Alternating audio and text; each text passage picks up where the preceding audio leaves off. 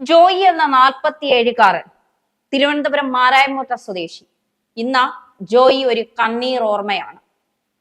സത്യത്തിൽ ജോയിയുടെ കുടുംബത്തോട് മാപ്പ് പറയുകയാണ്. ജോയിയെ കാത്തിരുന്ന അമ്മ. ജോയി എന്ന് പറയുന്ന 47-കാരനാണ് ആ കുടുംബത്തിന്റെ ഏക വരുമാനവും ഏക ആശ്രയവും.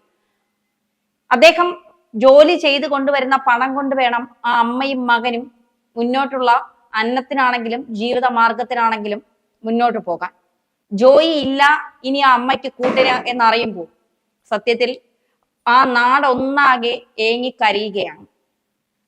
1500 രൂപയ്ക്ക് വേണ്ടി മാലിന്യ കൂമ്പാരത്തിനുള്ളിലേക്ക് ജോലിക്കിറങ്ങിയ 4 ശുചീകരണ തൊഴിലാളികളും സത്യത്തിൽ അവരെ സമ്മതിക്കണം. അത്രത്തോളം നാറ്റവും ദുർഗന്ധം വമിക്കുന്നതും മാലിന്യങ്ങൾ കൊണ്ട് മനുഷ്യ വിസർജ്യം വരെ അതിൻ്റെ അകത്തുണ്ട് എന്നുള്ളതാണ്.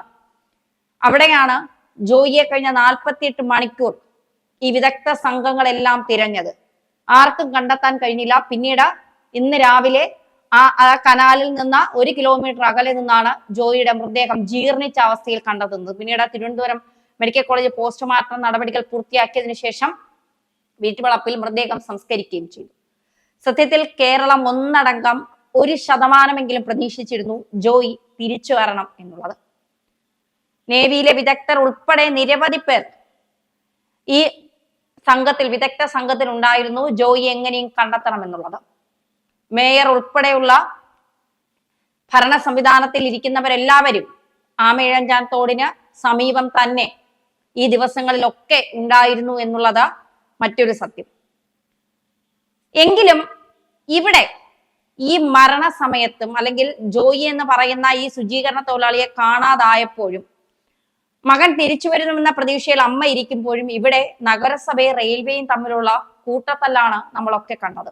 അതായത് ഈ കുറ്റം മുഴുവൻ നഗരസഭയുടെ തലയിലേക്ക് പഴിചാരാൻ റെയിൽവേയും റെയിൽവേയുടെ തലയിലേക്ക് പഴിചാരാൻ നഗരസഭയും കാണിക്കുന്ന ഈ തിടുക്കം, അവിടെയെങ്കിലും നിങ്ങൾക്ക് ഈ കുറ്റപ്പെടുത്തലുകളും പഴിചാരലുകളും ഈ മൃതദേഹം കണ്ടുകിട്ടുന്നത് വരെയെങ്കിലും ഒന്ന് മാറ്റിവെക്കാമായിരുന്നു. അതിനുശേഷം നിങ്ങൾക്ക് എന്ത് വേണമെങ്കിലും പറയാമായിരുന്നു എന്നുള്ളതാണ്.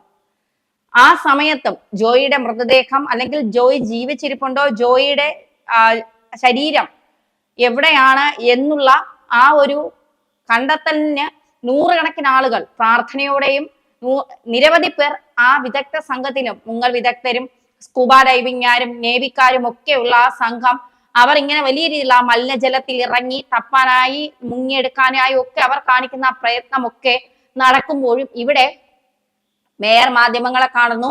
തങ്ങളുടെ ഭാഗത്തല്ല തെറ്റ്, റെയിൽവേക്ക് അന്ത്യശാസനം വരെ നൽകിയിട്ടുണ്ടെന്ന് മേയറും MP രാജേഷ് മന്ത്രിയും പറയുന്നു. മറുസൈഡിൽ റെയിൽവേയുടെ മാനേജർ രംഗത്തെത്തുന്നു.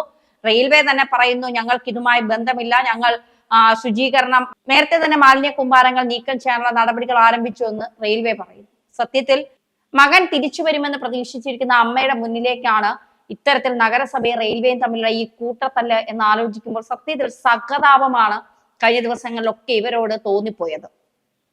ഒരു മൃതദേഹത്തോട് അല്ലെങ്കിൽ ആ മനുഷ്യനോട് ഏതൊക്കെ തരത്തിലുള്ള അനാദരവ് കാണിക്കാൻ കഴിയുമോ അതൊക്കെ നഗരസഭയും റെയിൽവേയും കാണിച്ചു എന്ന് തന്നെ പറയേണ്ടി വരും.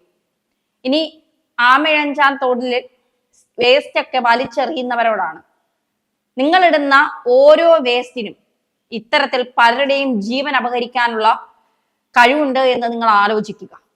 ഇനിയെങ്കിലും ഈ മാലിന്യങ്ങളും വേസ്റ്റും ഒക്കെ വലിച്ചെറിയുന്നവർ നിങ്ങളാണ് യഥാർത്ഥ വില്ലന്മാർ, അല്ലെങ്കിൽ ജോയിയുടെ മരണകാരണക്കാർ നിങ്ങളാണ് എന്ന് പറയാതിരിക്കാൻ കഴിയില്ല.